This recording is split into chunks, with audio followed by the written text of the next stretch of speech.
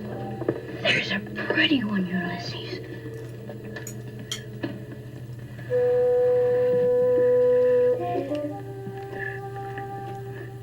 There it is. Hello BookTube, I'm Sean the Book Maniac, and I am back here with yet another book haul. These are all books I bought weeks ago during my pandemic panic and lots of money burning a hole in my pocket, and I spent it all on books. You're going to be watching these until Christmas.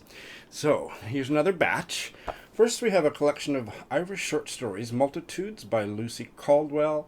I read her story in the Long Gaze Back anthology and loved it. And that's why I got this. I remember it arrived in the mail the same day I did my Zoom interview with Ronan Hession. And I held it up and talked about it with him for a moment. Published in 2016. First 3 lines of the first story, which is called The Alley Alley O.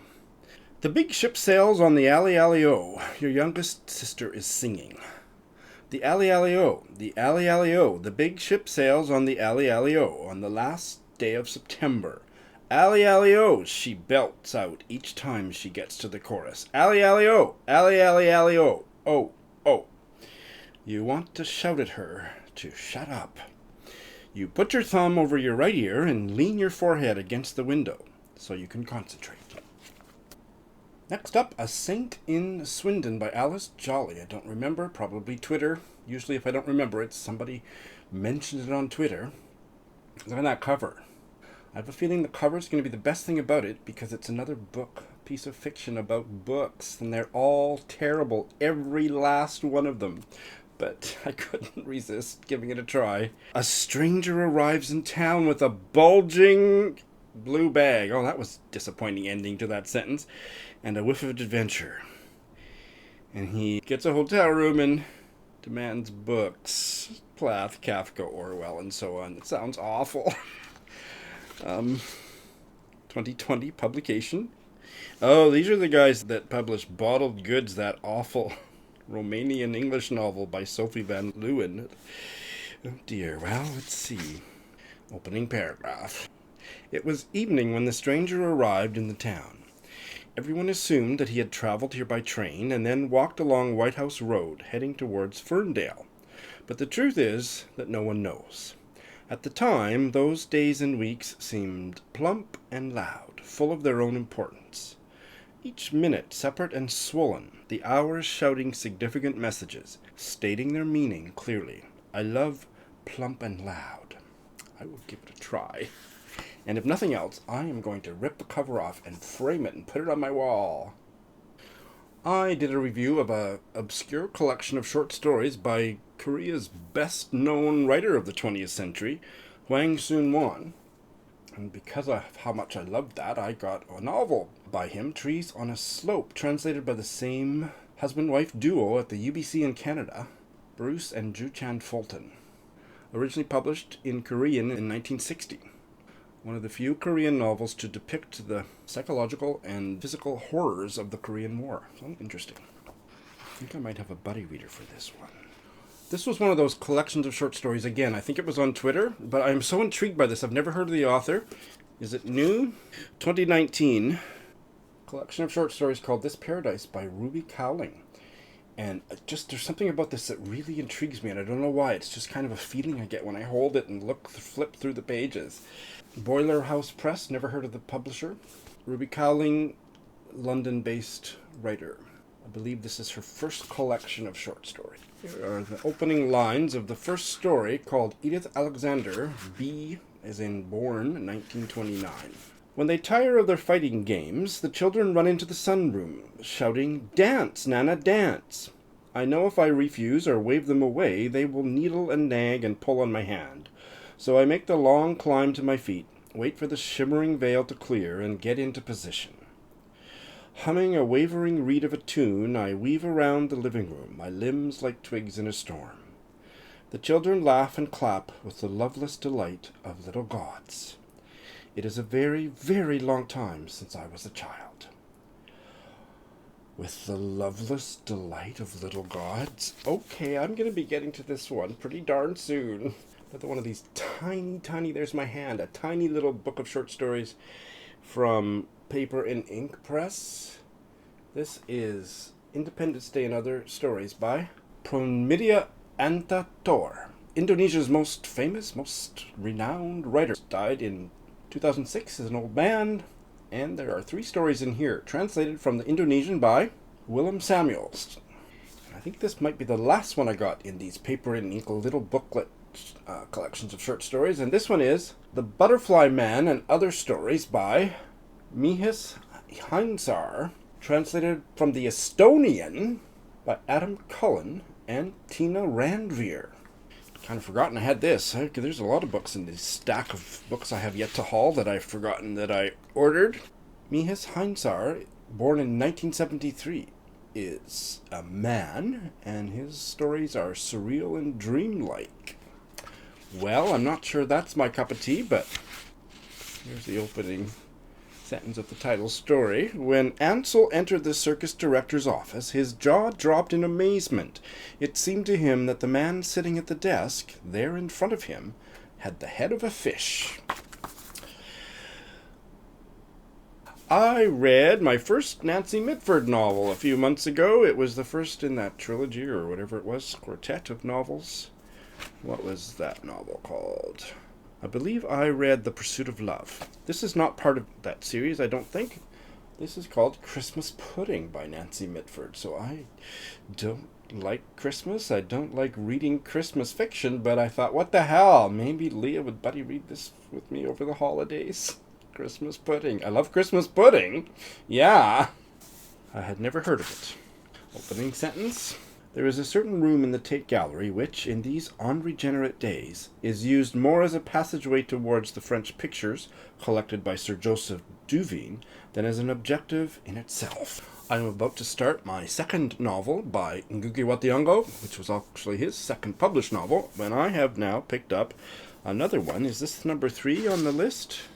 It is not. It looks like it's 5th or 6th.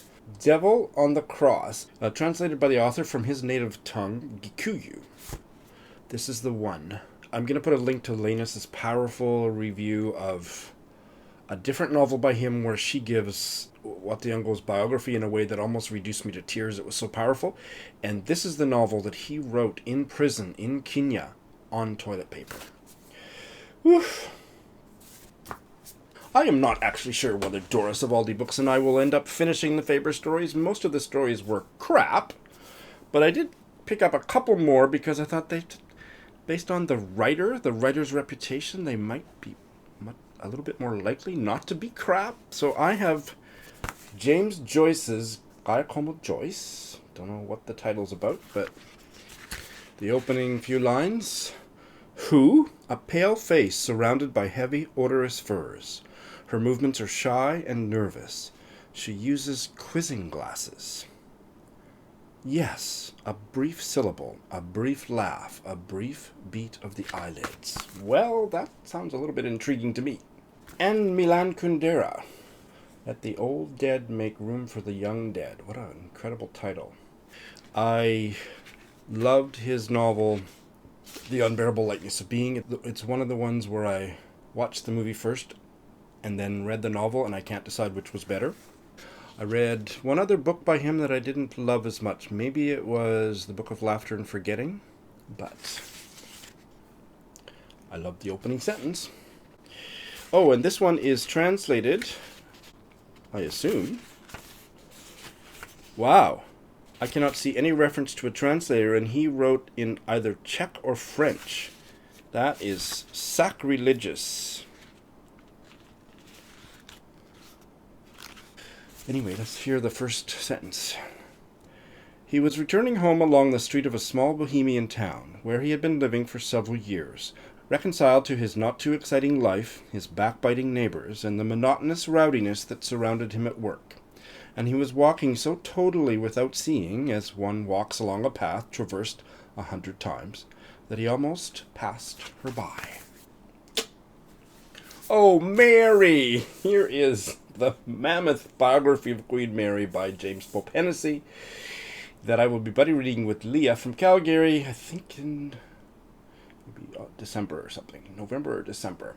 We started ass backwards because this biography was published about 1960, and then his unpublished notes about his interviews with various members of the royal family that contained gossip and salacious detail that could not be inserted into this biography. Those notes were published a couple of years ago. That was called The Quest for Queen Mary. And this is the original biography, which is supposed to be masterful.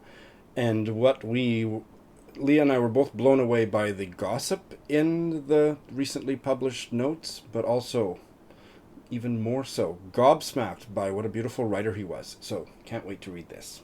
I will put a link to my review of the other book below. Can't wait! Here's another book that I have no idea why I bought it. I may have just seen it online and bought it because it was cheap or something, but somebody on Twitter talked about it. A People's History of Heaven. And I cannot read that font, so I gotta open it up here. Oh, look at the end papers. Oh my goodness. Heidi, are you here?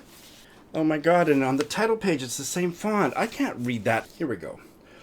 Matangi Subramanian, an Indo-American writer. She is an academic. This is her first work of literary fiction. Well, that makes me nervous when an academic tries to write fiction, but we will give it a try. Set in Bangalore. Opening paragraph. The bulldozers arrive on a Friday. Orders of destruction in their glove compartments. Construction company logos on their doors. Beneath their massive wheels, tin roofs shatter and cinder blocks crumble. Wooden doors splinter and bamboo frames snap. Homes and histories disintegrate. Ground into dust. Well, it's a gorgeous cover, and I love those end papers. And lastly, this is one that I first found out about from Jacqueline of 6 Minutes for Me, and I special ordered the hardcover copy because I wanted it, and it's gorgeous. Australian novel, The Yield by Tara June Winch, and it's lovely cover, feels so nice, and this novel sounds fascinating. I will link to Jacqueline's review. She is an Australian Indigenous Wiradjuri author. And this, I remember that Jacqueline said the way that it explored, wove language into the novel so powerfully, just made me die to read it. So now I have it. When will I get to read it? Okay, I'll do my best with the pronunciation of the place name in this opening paragraph. I was born in Ingurambang. Can you hear it? Ingurambang. If you say it right, it hits the back of your mouth, and you should taste blood in your words. Every person around should learn the word for country in the old language, the first language, because that is the way to all time, to time travel. You can go all the way back. Well, I want to keep reading. That's what I got for this book haul. See you next time for the next batch. Thanks for watching.